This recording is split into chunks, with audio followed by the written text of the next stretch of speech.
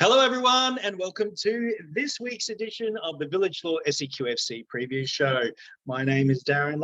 I'm one of the admins at SEQFC, and it's our second week back after that mini break. We did the big catch up on all the leagues, and oh boy, have we got some guests this evening. First of all, let me introduce you to our regular. His name is Lliam Parslow. He is an Ipswichian. Is that what you're called, Lliam? Sure, why not? Ipswichite. Ipswichian, Ipswichera. Ipswichera. Ipswich. Yeah, we'll leave it at that. Anyway, Liam's one of the admins with us, and he's our only regular. Everyone else that we've got tonight is a guest, so we've got some treats. We're going to start with Leighton, Speechley-Price, who is the head coach at the Broadbeach men's team. Oh, boy.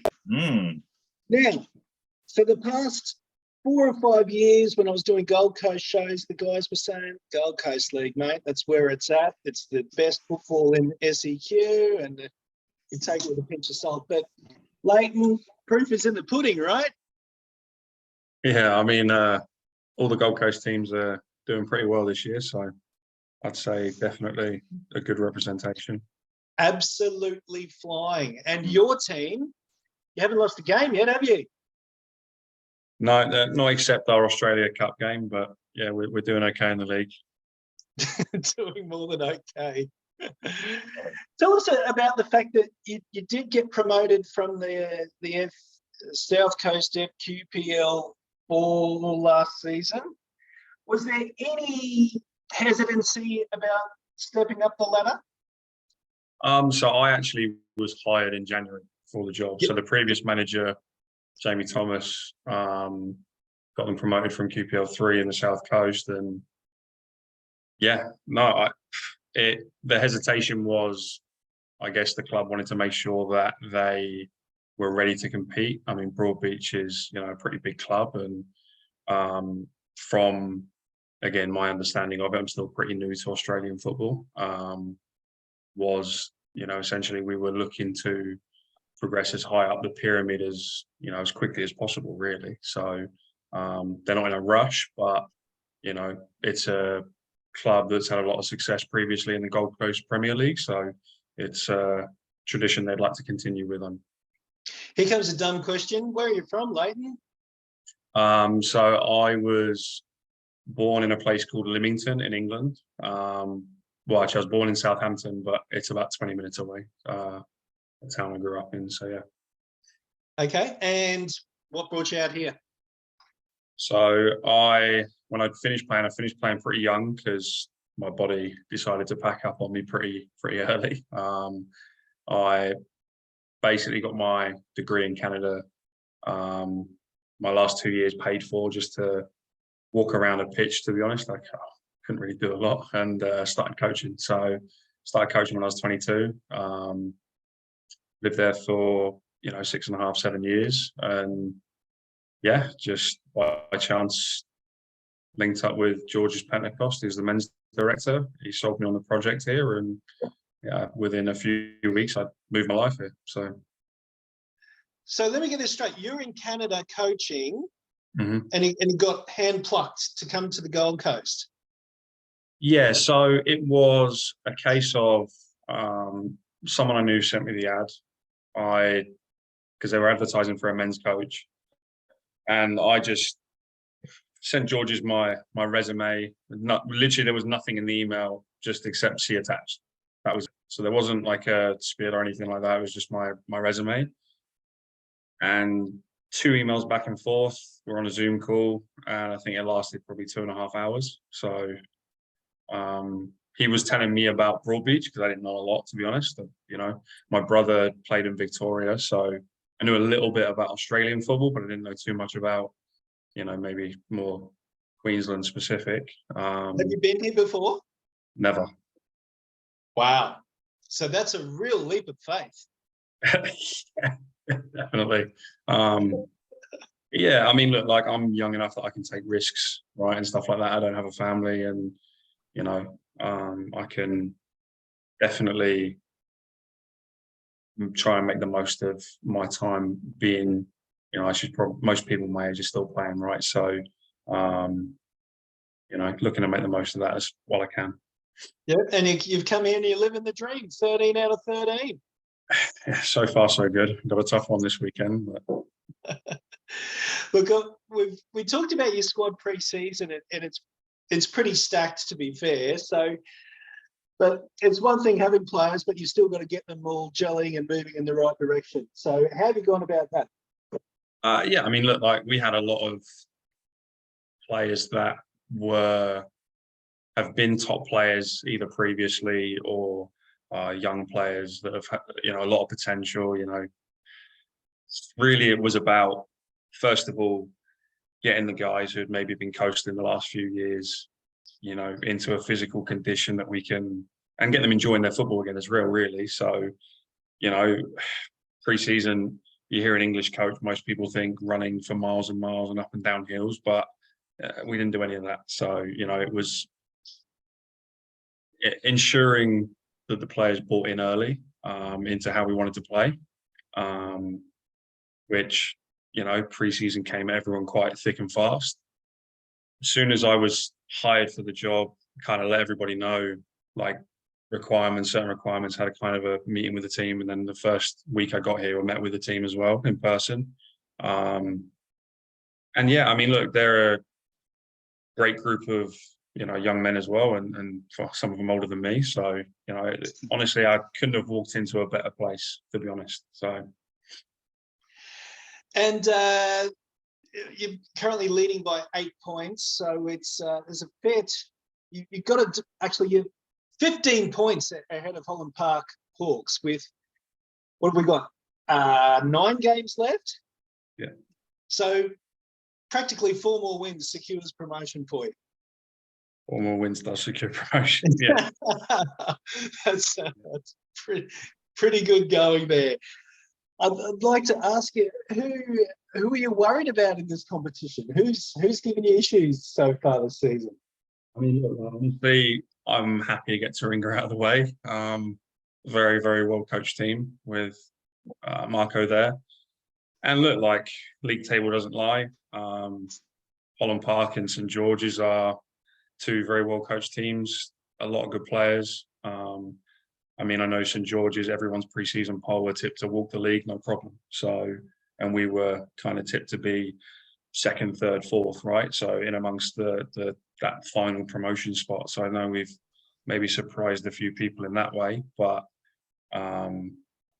look, I worry about everybody every week. So this week I'm worried about Holland Park. Next week I'll be worried about Ipswich. So yeah.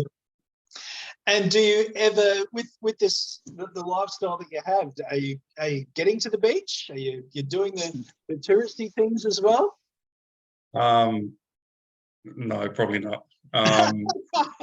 There's, doubling up with my role as the technical director of the youth side as well. So, as I'm sure some of these guys know as well, there's a lot of work to be done off the pitch as well when coming in and stuff like that. And like I said, thankfully, there's a lot of good people at the club where life is made as easy as possible for me, which, if I'm honest, has translated to me being one of the best versions of myself I've been in a long time. And, which means I can give my best to the players, and the players are performing really well. So, yeah.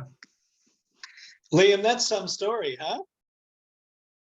Yeah, it's great. I love stories like that where it's just ask someone to come along and they kind of just leave it all on the line and put it all on the line and they come out, and yeah, it's great. Now I'm just looking at this from a whole of club point of view, and I'm looking at the Broadbeach United women's team as well. They're second in their ladder. They've had it pretty tough there, I guess, with Brisbane City, who've just walking that league. But as far as the whole club approach goes, it's good to see that the women's program as well is being supported as well as the men's.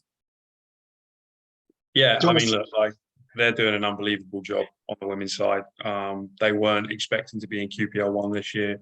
They'd prepared and planned for QPL 2, and against a lot of adversity with injuries and, to key players and stuff like that, they're flying really. They're doing really, really well. And even our QPL4 men as well. They're top of their league, have won every game. And their QPL4 reserves, our reserves, all our men's teams are top of their league. And I think our Metro team have just gone top tonight as well. So, the club's flying on the senior side for sure. Well and truly. I was just going to say, it's good to see, like we touched on this briefly last week in regards to clubs with the men's and the women's programs, and how you can really see that those clubs who really do support their women's programs, they're at the top of their respective leagues. So no, good, full congratulations to Broadbeach for getting that program underway and running the way that they have it. It's good. Just on that, Leighton, your last question, what sort of structure do you have at the club? Do you have a whole of football technical director, or is it a technical director for the men's and women's? So we have two senior directors. George's Pentecost is the men's director, and Monique Snowden is the women's director.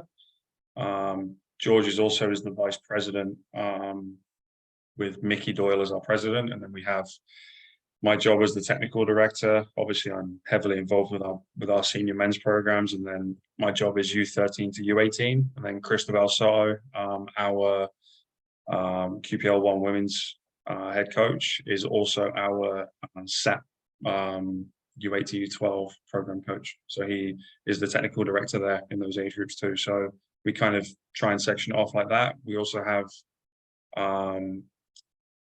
Davey Webster. He's our mini Ruse, does U6 to U8. So, look, like, it's a beautiful club. You've got the beach overlooking just over the back, about 20 meters away from the clubhouse. It's a nice place to play. Not maybe the most space in the world, but definitely a club that's thriving on the youth side of it as well. Oh, Leighton, you have done very well, my friend. Very well indeed. I must admit, I did Google and see where the pitch was, and I saw the beach right near. I was like, all right. Yep, I'm over that. Yeah. Fantastic. All right. What we might do is tonight we'll just talk to our guests, and then we'll fill in the gaps of all the other leagues that we haven't spoken about. So let's move on now, shall we, let's bring in John Cook, who's head coach of the Southside Eagles women. Now, John, your team is playing in the FQPL4 Women's League. Is that correct? FQPL3, but technically the fourth tier, underneath the NPL. And it's been my first time coaching at that in this league with these teams. I was previously with South United in their community space, and then Grange Thistle and the FQPL 2 before that. And so it's been a really interesting experience for me so far this season. Yeah, so you as well starting at a new club. Tell us about your squad. I honestly couldn't be happier. I have inherited such a brilliant group of players who almost won the league last year. And on top of that, the fluctuations in female football in Brisbane in this off-season has been insane. And we've just picked up players left, right and centre from places that you really wouldn't expect that to happen. We had such a wild and varied trials process with players coming in from FQPL1 clubs, FQPL2 clubs, and we've been really blessed to be able to add to an already successful team with players of great experience. Now we've got Sanford Rangers on top of the ladder, who are undefeated. But beyond that, it looks to be a pretty good competition.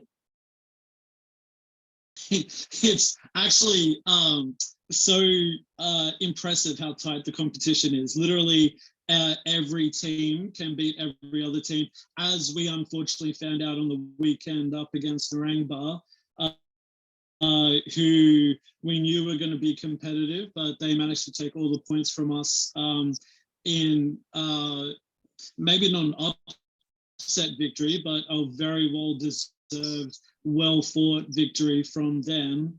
And outside of Sanford, who are on top of the ladder with being undefeated, which is something I've noticed Brisbane-wide. There seems to be some sort of magic in the water for some of these leagues with undefeated teams. Leighton, obviously, you are experiencing that yourself. But yeah, apart from Sanford, everything else is just a battle, a real fight every weekend. And honestly, it's made for such an exciting season. It's you couldn't ask for more, really.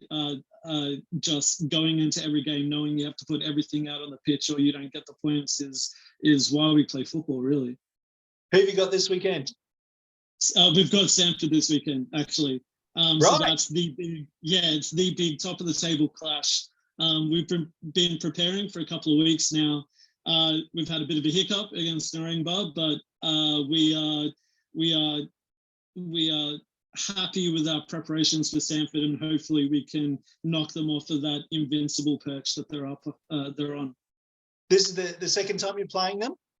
Yes, correct. We drew 1-1 with them at the beginning of the season in what was a ferocious battle. It was end-to-end football, just two fantastic heavyweight fighters just going toe-to-toe, trading punches, and we were able to take a share of the spoils that time, and we're hoping to take the whole cupcake this time.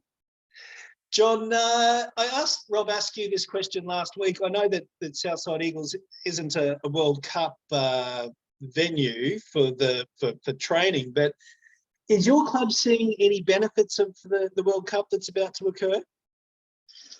Interest is huge. We've seen such an impressive growth in what is already what I believe one of the biggest female participated clubs in at least in our area. But the interest is huge, and everyone is talking about it.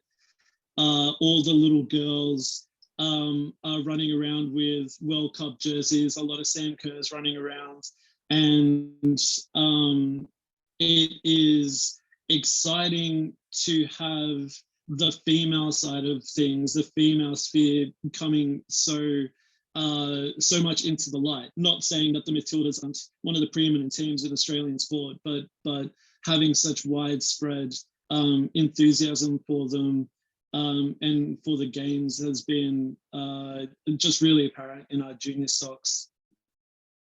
Yeah, good stuff. All right.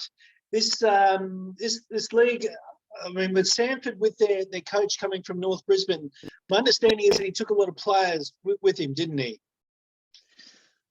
So I mean, Sanford were nowhere last season. It is impressive, but he's not the only coach, and he's not the only team to benefit from that. Myself, we picked up, I would say, close to 8 to 10 players from AC Carina, who are unfortunately no longer fielding a female team this year. Yeah. And that type of there was a lot of movement in the female space in this off season. It was really interesting to watch the Facebook pages and watch the announcements from all the clubs within NPL all the way down, just to see who was ending up where and who was doing what and all those sort of things. So I don't think Sanford have done anything untoward in gaining so many players from an established team. I just think that's the nature of female football at the moment, while we're trying to sort out this pyramid and get some sort of stability. Not suggesting anything untoward at all, John. Give your game a plug again. What time is it? We're kicking off at Memorial Park, 6 p.m. It's going to be huge. and we have that Eat Street right next to it. So grab some dinner, come on down for a great night of female football, and yeah, I honestly think it's going to be one of the better games of the season. Saturday night? Saturday night. Did I not say Saturday that? night. Good I'm, stuff. I'm no good at this. All right, John, stick around. Let's move on now. Let's talk the Metro North and South FQPL. Geez, Russell, is it 5? It is 5, mate. Yes, it is. Yeah, good stuff. Russell Mapri, otherwise known as Mappers. Great to have you with us tonight, mate. No, thank you very much for having me, mate. Oh, pleasure. Now, when we think about Bardon Latrobe over the past couple of seasons, there's been stories of struggling to get a side together, keep them together, issues with the pitch and all this sort of thing. Looking at the ladder this season, you guys are flying as well. You've turned it around. Yeah, well, last year I was at Toowong and due to work commitments, I had to walk away from that. Unfortunately, halfway through, I had some meeting with the board towards the back end of the season when Bardon was in second last and playing in that relegation battle. And they produced a really good meeting for me. It helps being 15 minutes from my house as well. And it helps that those working commitments certainly sorted themselves out. They asked me to come over and try and rebuild because they had a really tough year. We were lucky due to a couple other teams dropping out of their respective leagues that Bardon got to stay up in FQPL 5 rather than taking the drop. I pretty much started from scratch. So the boys who've been around there for quite some time are still the backbones of the squad. Some are playing resi, some are playing top team. But I had to introduce pretty much all a new spine and a new attacking lineup as well. So I pretty much sent out an SOS to most of the players that I had coached before. And now as you said, we're sitting pretty in second place, 1 win off first. But I can tell you now, it's all about the depth that we've got. The Resis are struggling a little bit in the league, but they've got talent there.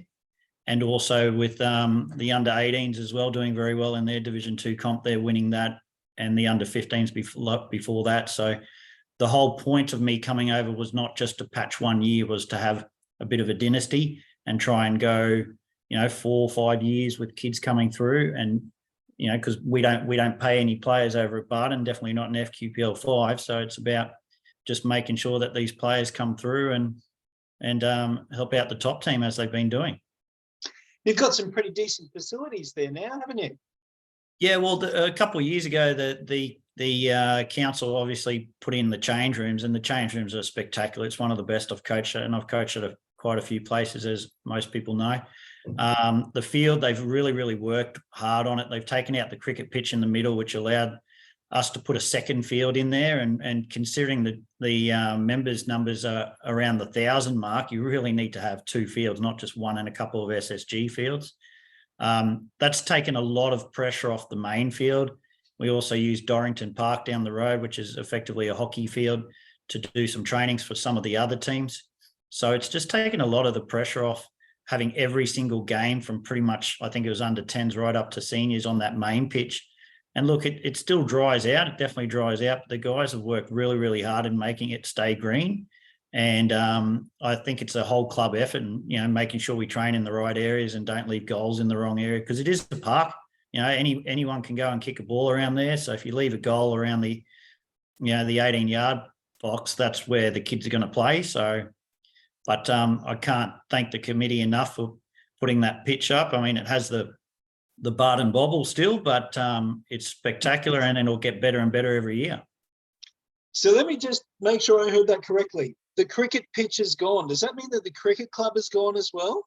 Well, yes. So you're probably asking the wrong person with that, because that was one of the prerequisites I said when I came over. I said we really need to think about that, because it is only one team of 25 players.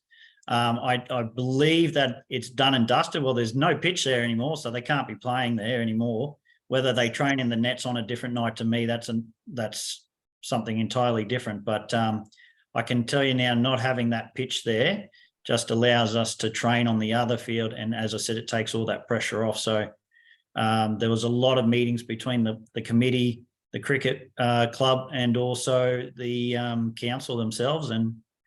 And as I said, now that we've got a much better deck, and there's been some new lighting put in on the second field, and I believe they're increasing the lighting over the next year on the top field as well. So we'll have a very nice pitch. That is absolutely fantastic news. That's brilliant. Yeah, well, I can tell you now, it didn't have anything to do with me. It's all the committee. We've got one thing that brought me over was we've got a very hard working committee. People like Sam and Ross and Ryan, these guys show up to just about every single one of our games. We do live streaming as well, just to try and entice players to come along, because as I said, we don't pay, so we want to produce a product, and the product doesn't just stop on the field. It's got to be the pitch itself, it's got to be the change rooms, it's got to be the lighting, it's got to be everything. So without them, we certainly wouldn't be sitting in second or in challenging Yeronga for first. Yeah, right. Tell us about this competition, Russell. You've got Yeronga Eagles who are actually playing tonight in the Australia Cup. A pretty formidable competition at on top of the league, but I mean, and it's another ding-dong competition, isn't it? You've got KPR, Ridge Hills, and Narangba. Yeah, look, it's FQPL 5 has always been a tough one. When you get in, it's very, very hard to get out, and I think that's the consensus for most coaches who've been around for a little while. Yeah, I really hope Yeronga can do a massive upset against Peninsula Power just to keep the FQPL 5 flag waving. So we'll definitely be supporting those guys, that's for sure. So good luck to you guys, boys. KPR being one of my former clubs, it's fantastic to have a battle with them. It's becoming a little bit of a 3-horse race up the top. I've just opened up the points table whilst I'm talking to you with, Yeronga on 29, we're on 26, and KPR on 24, and then it does drop to Ridge Hills at a 17. So a little behind with we've just got the 8 games to go because Clevo pulling out, we've only got the 11 teams. But from 4th down to what, about second last is a couple of wins. So Jim Boomba getting upset on the weekend and going from last to 8th. We've seen Old Bridge hit a couple, some injuries and suspensions with discipline and drop from 3rd to 7th. If you put 3 wins together, you can go right up the comp, and that's what Narangba did. They went from last to 4th. So you've got to be on every single week, no matter who you're playing, just like every other competition that's out there, I guess. Yeah, we were commenting about Old Bridge last week, Russell. It's injuries and suspensions that have why they're in that position. Is that That's right? I mean, they're a quality club, lovely people. We played there 2 weeks ago. I showed up and someone rocks up with a steak sandwich and gives it to me for free. So you can't really argue that, can you? So the facilities need work, but new club, and they're trying very, very hard with it. They had a fantastic team at the start of the season where we won 1-0 in round 1.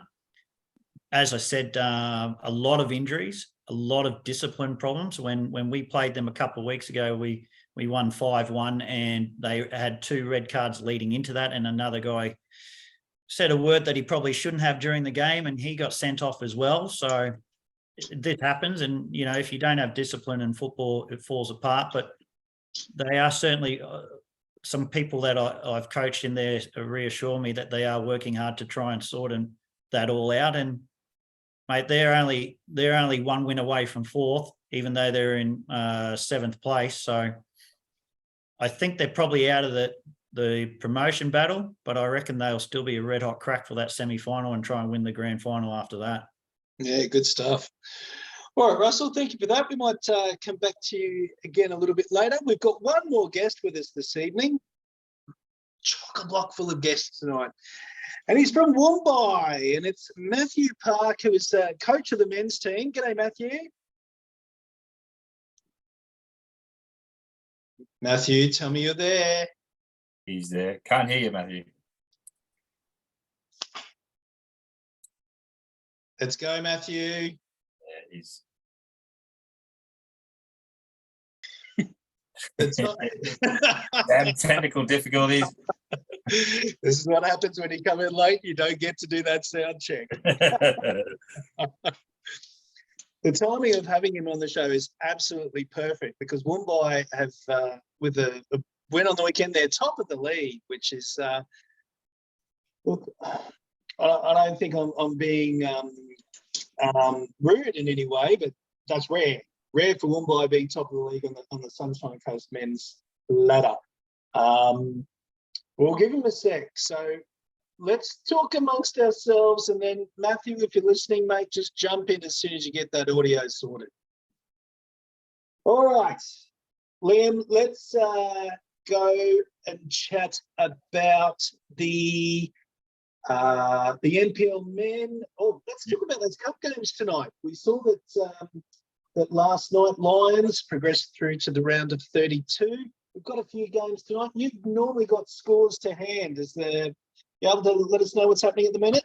Hang on, let me just see what I can find. Oh, Liam. That amongst yourselves, I'll go to the Football 24 app, but not Squatty because we We're know about already Squatty. chatting amongst ourselves. Because we know about Squatty. Okay. FFA Cup qualifiers. 51st minute, Yeronga Eagles, Penn Power. It's still 0-0 after 51. Can you believe that? Wow. Moreton Bay United over Gold Coast United. Moreton Bay lead 1-0 in the 51st. And the other game is not a Queensland one, so we don't care. But how's that though? Still 0-0 between Eagles and Penn Power. We're just saying that Eagles there representing FQPL 5. So yeah, it must be it. But Penn Power have had their problems as well. But no, good to see that. Good. They've got some strike power this year over Yeronga, so I wouldn't be surprised if they can keep it to 0-0 with about 15 to go. They might be able to sneak it, and we'll be talking about it tomorrow. Sometimes, look, it's exactly right, mate. Sometimes you just need to have that little bit of luck in the last 5 minutes, and yeah, you're good. Yeah, and as you said, Peninsula have been struggling a little bit this year, so you never know. And these things are funny things, the cup game, so you never know. They might be able to jag it. Good luck to them. Yeah, absolutely. So the vibe amongst the FQPL 5 with Eagles is it? I take it they have been the talk of the town. No, it'd be good. So what else we got now? Moreton Bay United 1-0 over Gold Coast. So that those two have been doing a real ding dong battle in the league. So Gold Coast I think is second in the league. So that'll be a fantastic game to be part of as well. But yeah, I think all eyes on the Eagles and Power. So yeah. It'd be interesting if Gold Coast don't get up tonight. I make that would be their third loss in a row if they don't get over the line. Admittedly, they've played some really good competition in that time, but they were flying at the beginning of the season, and things are coming back to earth a little bit. Maybe having their depth tested. Yeah, the last few weeks haven't been that successful for them, have they? They play Eastern Suburbs next in the NPL, so hopefully they should get a result against that. You'd think so. Opportunity for them there. Liam, let's eat a little bit of humble pie here. I'm just looking at the NPL men's ladder. Redlands United, we all tipped them to be relegated this season. They're on 18 points. It's going to be an absolute miracle for them to go down. Or a disaster for them to go down. Well, look, no, you're absolutely right. We did predict them to go down. We also predicted Olympic to be a lot higher than what they are, to be honest. Wanderers as well. I mean, we didn't think Wanderers would be where they went, nor Penn Power. So I think there's a number of factors that have helped them out this season. Not to say that they haven't deserved the wins that they've got and the points they've got. Of course they have, because they're in 7th spot. So there's certainly been an upset league this year. So it's worked in their favour. And as you know, with football, sometimes luck and that goes a long way. So it's good. All right, Matthew, are you with us now?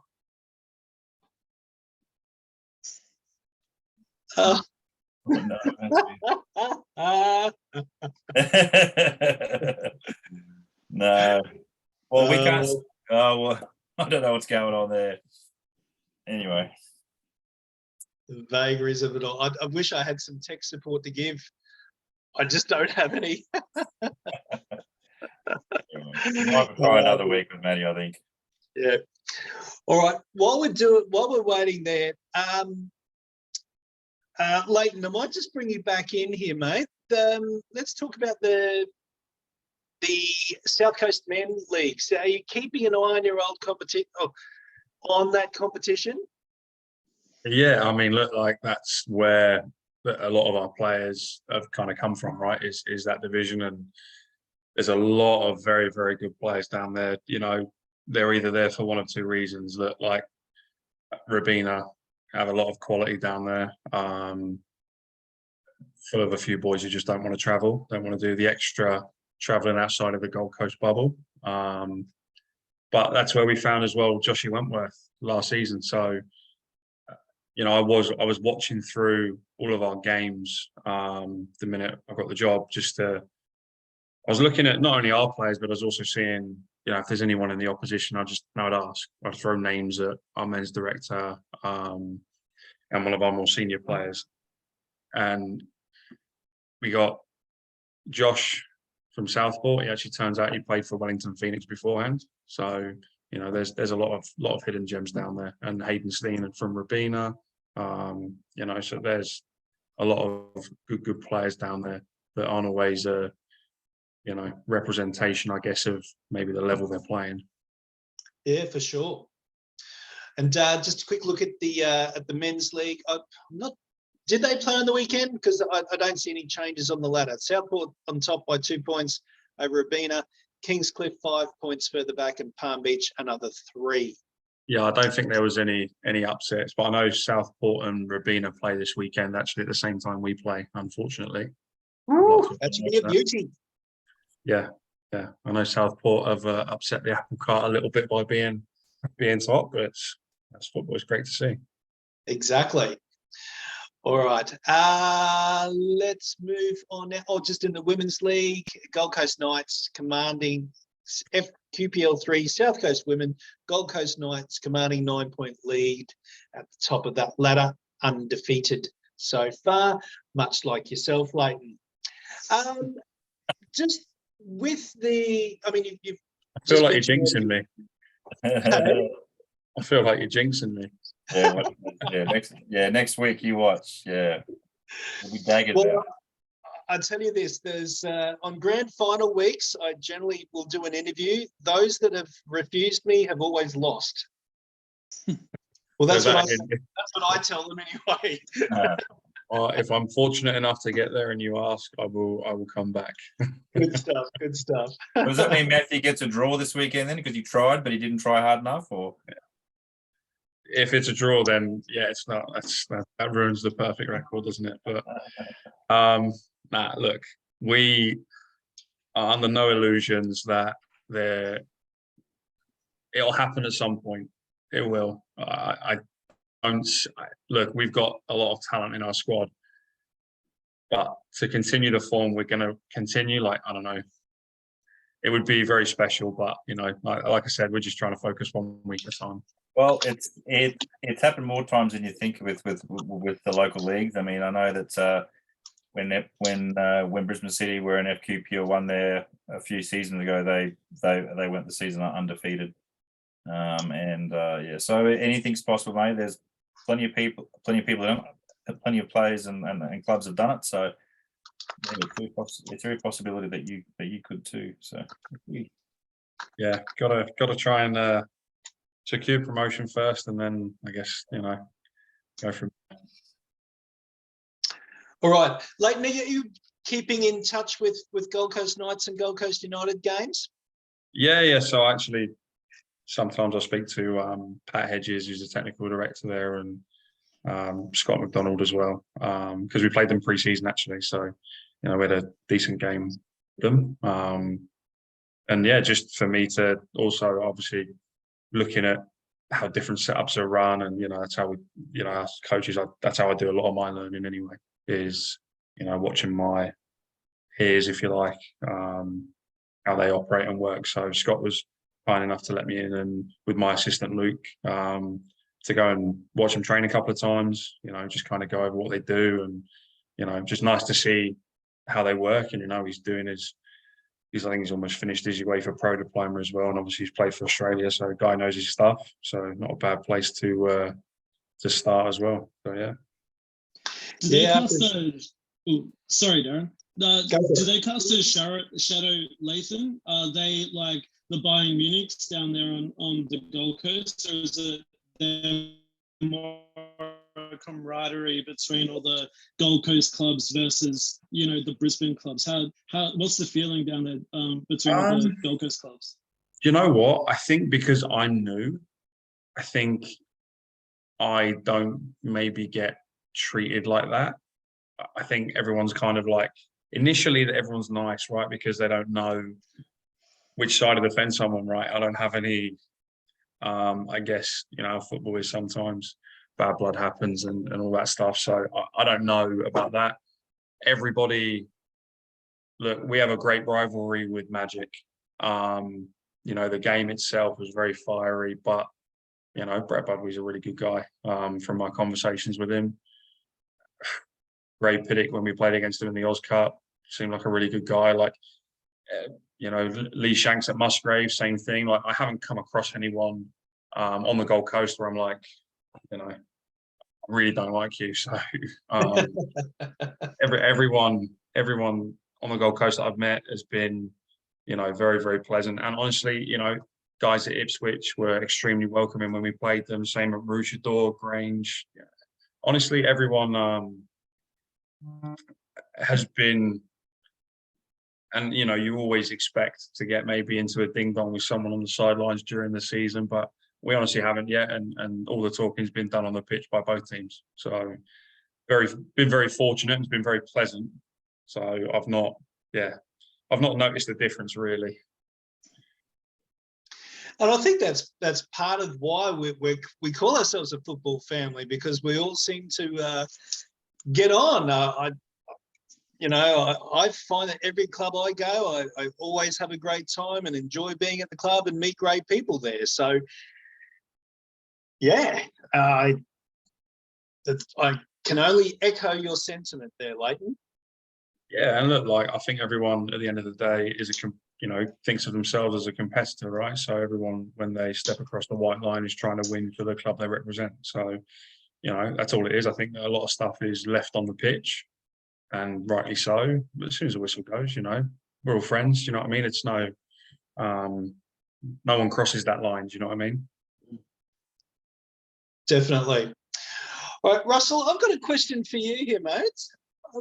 You mentioned before that your CV is with clubs that you've been at is quite long. Do you have any ambitions to coach at a high level? You've always done stuck with the lower league teams. I've been back in the Premier League when I was there at Ipswich days, and so I've certainly at Ipswich Knights, so I have done that. I definitely have ambitions for it. I've got my B license at the moment. I need to find the time to be able to do A, because I do I'm state manager of a transport company, so that keeps me pretty busy, along with a wife and a young child as well. So, or a teenage boy, I should say. Now he's 13, and he's quite a swimmer himself. He swims 6 days a week, so we're pretty busy as a family. But yeah, I'd certainly love to. It's been an ambition of mine for quite some time to go that extra mile and go up to the highest level I possibly can. Until I can get that time to be able to do that, I do enjoy this level, because you don't really have as many clubs where they're, let's say, can win premierships with deep pockets. You do get the occasional odd one, but generally it's based on coaching and coaching alone, and the commitment of the players as well. But certainly that is definitely something that I want to look into moving forward, and something that the wife and I have had many conversations about on, what I need to do to do that and get myself back up into and go as high as I possibly can go. There you go. Good stuff. All right. Now, a question that I want to throw to everyone is, we've let Matthew go, by the way. He's tried. He's an experienced Zoom user, but for some reason the audio is just not working tonight. We'll get him back in a couple of weeks, we promise. A question I want to throw out to all three of you is sponsorship money. Given that we've got the World Cup happening in a month or so. Has finding sponsorship dollars this season been easy to come by? I'm sure that, although you've got a job to coach a team rather than necessarily bring in sponsorship dollars, I'm sure you sort of touch it or see it around the place. Has it been difficult this year? Has it been easier this year? I think I could probably start off with answering this with us. I have a couple of guys that sponsor me every year, or sponsor the squads that we train with. That money goes into the club itself. Like for Bardon, any sponsorship money comes on, gets spread evenly amongst all the juniors and all the seniors. That's just how it works. To answer your question, it has been a lot more difficult. You would have thought it'd be easier with all the Women's World Cup and the success of the Socceroos, but unfortunately, still league seems to take the priority with a lot of the sponsorship money that we go into. And because my job isn't just head coach, I've got to be effectively a DOC as well, and which includes chasing sponsorship as well. So I find it very difficult. And the ones that you do get, we're talking 1,000, 2,000. We're not talking a 20,000 or a 30 sort of thing, because we are in FQPL 5. We're not an NPL club. So that's why we do those extra things like the live broadcasts to get that exposure for the sponsors, because otherwise we're not going to pull a 300 people or 400 or 1,000 people to watch the game. So we have to have that live streaming process so that they can get their name out. What about you, John? Sponsorship is a funny one, and I feel that there's just so many clubs, so many sports reaching out and looking for that support, and something that Southside has done really well that I haven't encountered before in any of the clubs in Canberra, Sydney, or in Brisbane that I've been a part of, is that continual drive to increase their infrastructure and increase their ability to provide more, not only to themselves but to the players and back to the supporters. And I came into the club after they've recently purchased the rights to the Cannon Hill football field that used to be the rugby field at Bill Cash Park, and I've been party to all the plans that they want to put into effect in that area with that clubhouse to just drive it into this mini hub, not only for the football but for the community. And that's just allowed sponsors to come out of nowhere to join and be a part of that. And I feel that's potentially the future of sponsorship in Australian sport moving forward, is having to think outside the box a little bit and always be looking to grow and expand and find revenue from different places to help attract sponsors. It's unfortunate. We would love to just focus on the football and have passionate people pay us to do so, but the reality of the situation is we've got to put back out in the community to gain from the community. So that's sort of where we're at over at Southside, but we have amazing support from a whole wide range of different sponsors and individuals and stuff like that. So Southside is doing pretty well, and I don't think that's because of the World Cup, but I'm certain that the influence of the World Cup has been a major driver as well. But honestly, I just feel it's to what I said earlier. You gotta spend money to make money. What about you, Leighton?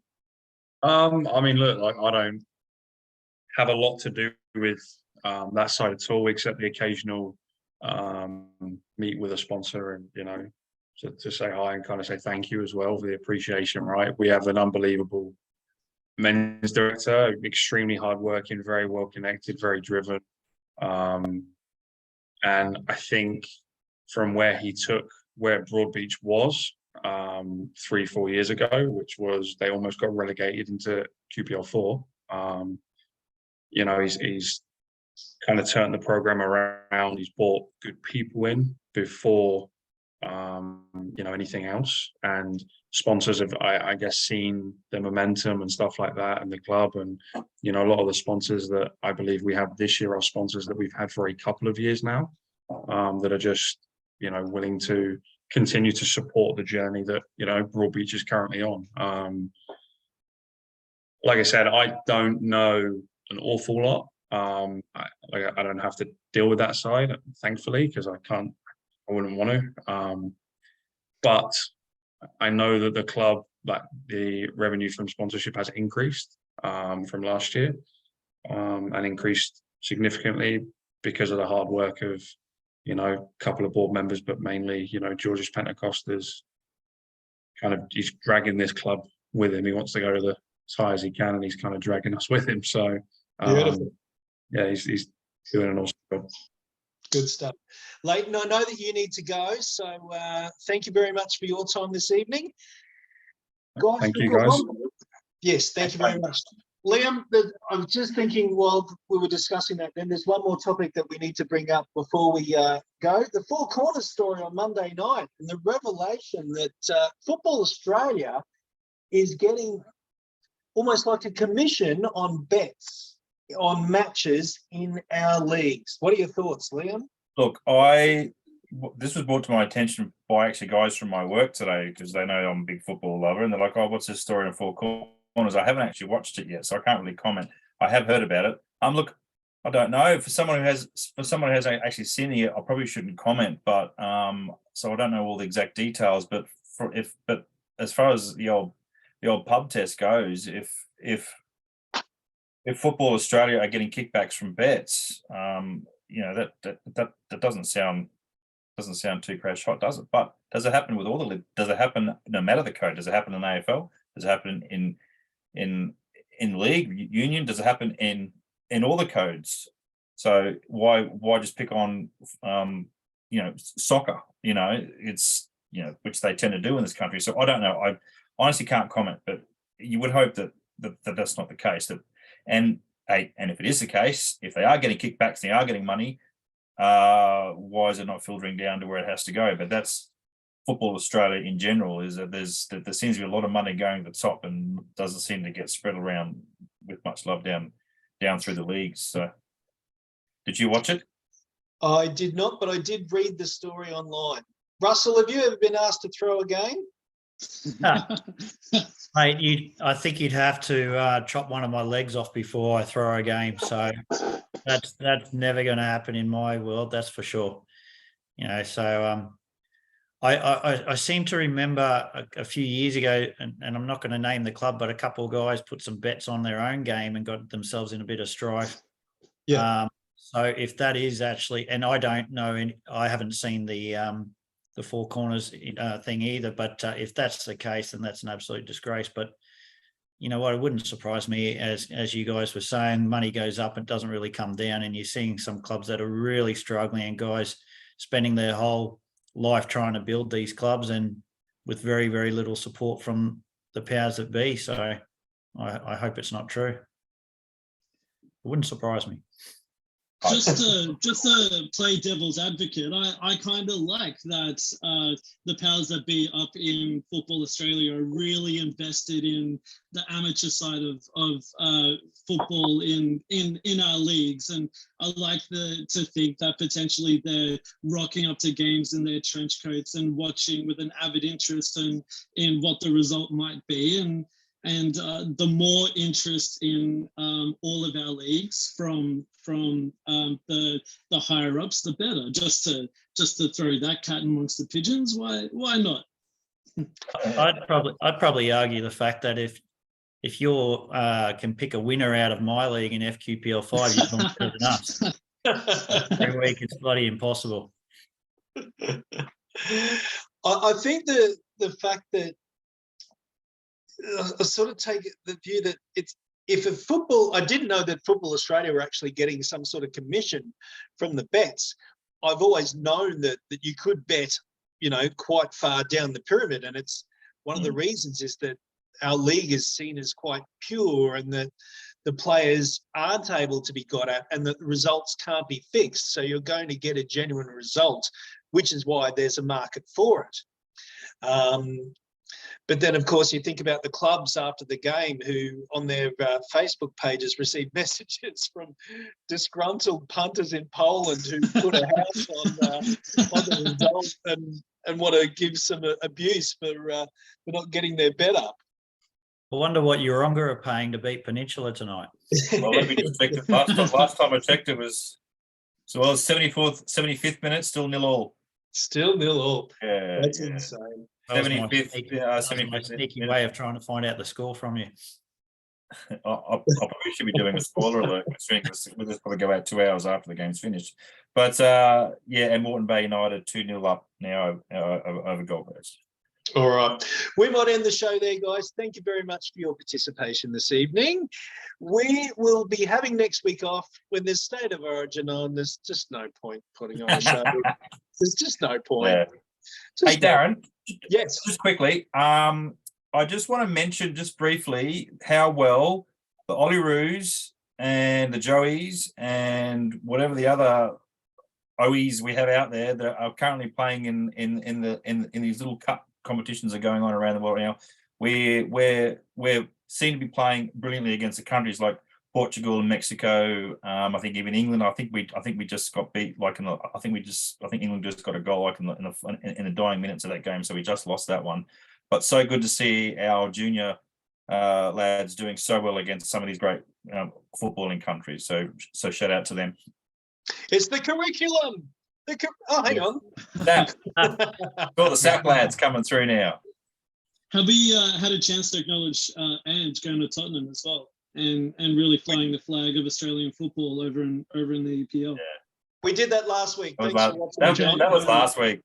Damn it. Sorry, lads. All right, guys, that's our show. We will see you in a fortnight. Thanks, guys. Hang on, I haven't paused it yet. There we go.